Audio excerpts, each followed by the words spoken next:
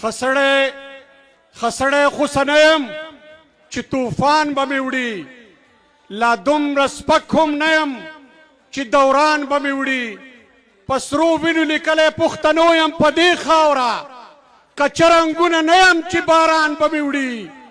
او هر څو که د بهرام او د مغل بچي یو ځای دي، خوشحال یمه پښتون یمه افغان به مې وړي.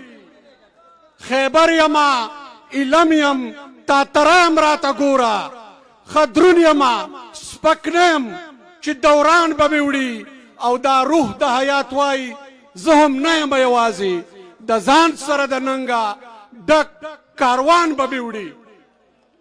ګرانو ملګرو، ستاسو په درانه استقبال کې د جنوبي پښتونخوا زمونږ د بلوچستان صوبایي جنرال سیکرټري جلیل خان بازی ته خواست کوم چې هغه راشي او تاسو ته مخامخ شي. محترم جلیل خان بازی. قومی وطن پارٹی، قومی وطن پارٹی، قومی وطن پارٹی، قومی وطن پارٹی. شروع کوم یې د لوی څښتن په نامه چې ډېر مهربانه او بخښونکی دی. نن موږ د یو داسې هستي چې حیات محمد خان شیرپاو نومیږي د 40 تلین په مناسبت سره راټول سوي یو. د حیات محمد خان شیرپاو فلسفه او فکر د زیارکښو انسانانو خدمت او د خپل کام د پښتون وطن د مفاهداتو تحفظ و. دشمنانو د دغه فلسفه نه خوښوله او د هغو و مخته دی رکاوټ و، خاص کر د هغه خلکو دپاره چې د ژبې پر سر باندې بېدانارې وهلې، د کامو د ټیټې طبقې خبره بې کوله، دی د هغو و مخته رکاوټ و.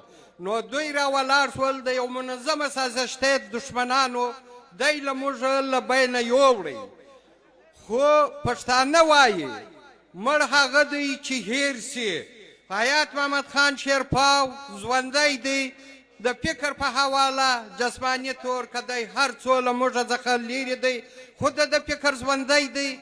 او نن هم دلته په زرو انسانان چې ناست دي دا د فکر خاوندان دي او دا د دشمنانو مرګ دی. په موږ له پکار دی که د حیات محمد خان شیرپاو د شهادت بدل اخلو، نو به موږ د فلسفه او د فکر به و منزل ته رسوو. ډېره مننه، ډېره مننه.